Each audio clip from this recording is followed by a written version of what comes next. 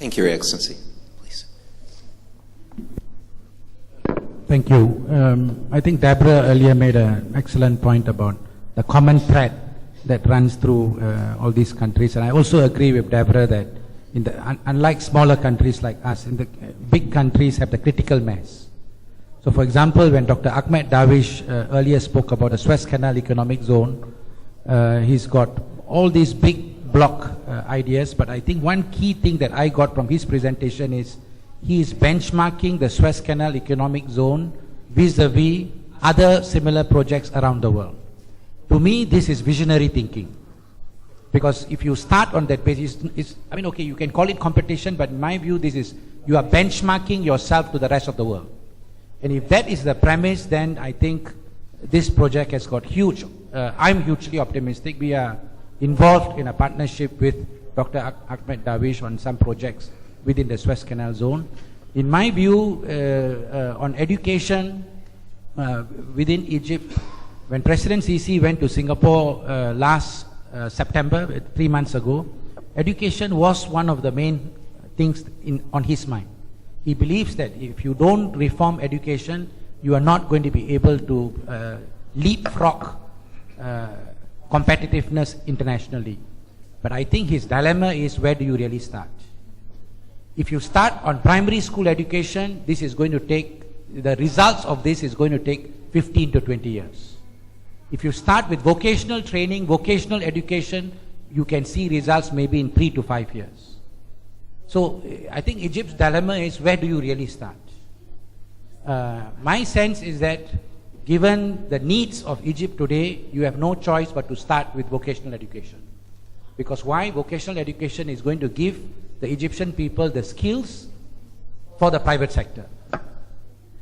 And Egyptians want more jobs, they want more job opportunities, and when foreign direct investments come into Egypt, Egyptian manpower, you have the huge manpower, that manpower needs to be trained.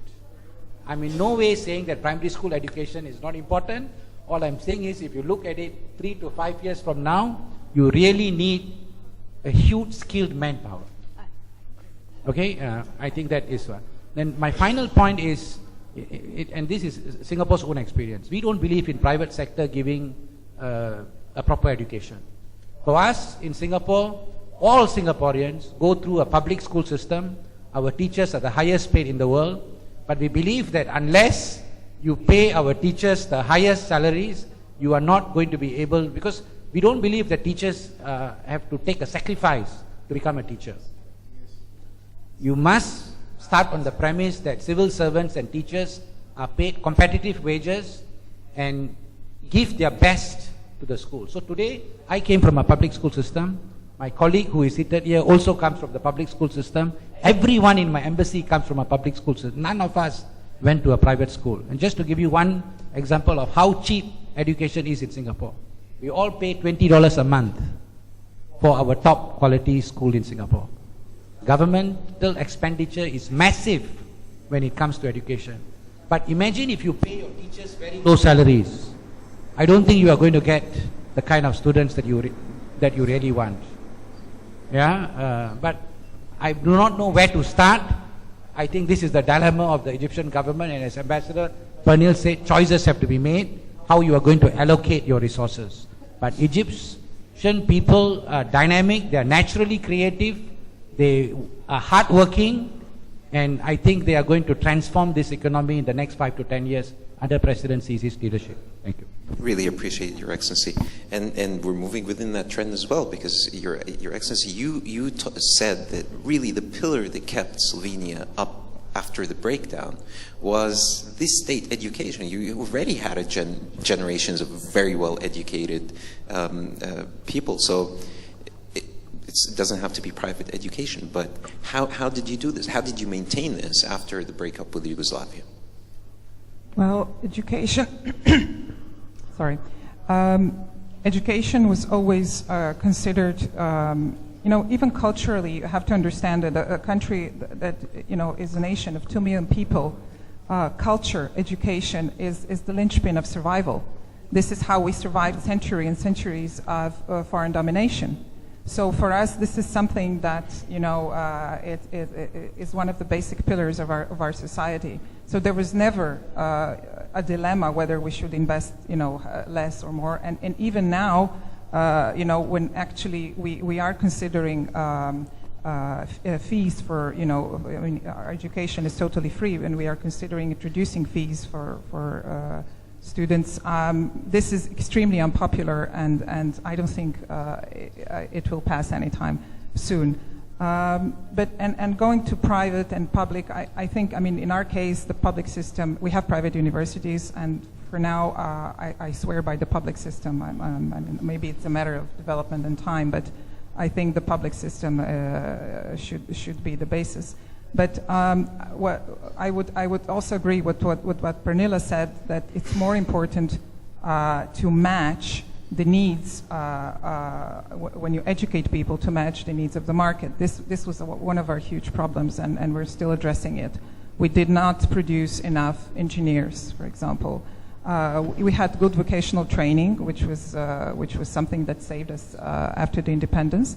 But because our economy now is much more based on high tech and innovation exports than low and medium tech exports, it's much more important to produce enough engineers, mathematicians, researchers, and so on for the market. So this mismatch is one problem. Another issue is creativity and the willingness to take risks. This is something which now younger generations are better at, but I'd say my generation was very risk averse. And entrepreneurship skills of the education, introducing entrepreneurship studies into all the educational segments. This is something that was sorely lacking, and we have fantastic researchers that don't know how to sell their knowledge. So this is something that the strategy I mentioned is trying to address by creating this, business schools and competency centers where they are trying to match businesses with knowledge. So matching business and knowledge is the key, I think, to success. Not so much, the level of maybe primary schools. I think in Egypt, I would agree with my Singaporean colleague that skills probably, because you have one of your biggest assets is the workforce. And training them for having good skills, I think, is more important than creating more and more lawyers and economists and engineers, which I understand you have anyway too many. Thank you, Your Excellency. I will give you 1 minute for closing remarks. Deborah, just to comment on what they said. Well, I would just like to comment on what my colleagues have said. I do think this issue of skilling the workforce is absolutely a tremendously high priority here. And I like the fact, Mr. Ambassador, that the way you articulated this, it's a near-term opportunity, and particularly with the Suez Canal and what's also going on in other parts of the region. And I would couple that with the engineering. I'm so happy that you mentioned that, because, we heard again this morning how the engineering background, we're actually all engineers up here, because we're talking about how to engineer competitiveness. And that skill set, really, of how you break the problem down and you look at it in a project sense, is something we don't teach in schools, really. And so the extent to which you could get engineering as almost a unifying skill set in the existing workforce and going forward would be very exciting. In fact, we're actually doing that in the United States. We have something called the National Engineering Forum that the U.S. Council on Competitiveness is leading with a number of our corporate partners. And we're looking at 3 issues: the capability, the capacity, and the competitiveness of the engineering enterprise. We're very concerned that more and more American students do not go into engineering, and that we're relying on non-Americans for the graduate training in engineering. This is a huge time bomb for us. And so you do have a culture here of engineering that I think could be zooped up. So I would just like to close by saying, if Egypt, under the current leadership and with the private sector, can begin to build, a better set of enabling conditions for innovation, for risk-taking, for entrepreneurship, and investment. With all these other things, I think the prospect is very, very bright. Thank you very much, Your Excellency, Ambassador Moscova, Ambassador Primitis, Ambassador Cardell. Thank you very, very much for being here. And we will, by next year, January next year, probably be 99, 97 if we are able to reach our target. And I really thank you for all your support and your ideas and sharing these ideas. And as Deborah just said, being part of the engineering thinking of the future of Egypt as you are posted here. Thank you very much. Thank you, Deborah. Oh, just a comment. You had missed, Your Excellency, you had missed in the morning, the GFCC.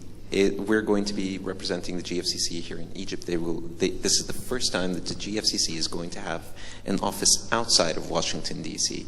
And the premise here is for us to be able to work not only in Egypt, but Egypt as part of overall Africa and Africa. And I think this can also spill over to Southeast Asia as well as the hub for that. So, you know, we will be working much harder. We're going to be really working on the competitiveness. We want to associate, we want to have this experiences shared more often throughout the year for us to be able to really gain off this. We're really running out of time. I'm sorry. You can do individual questions. Thank you.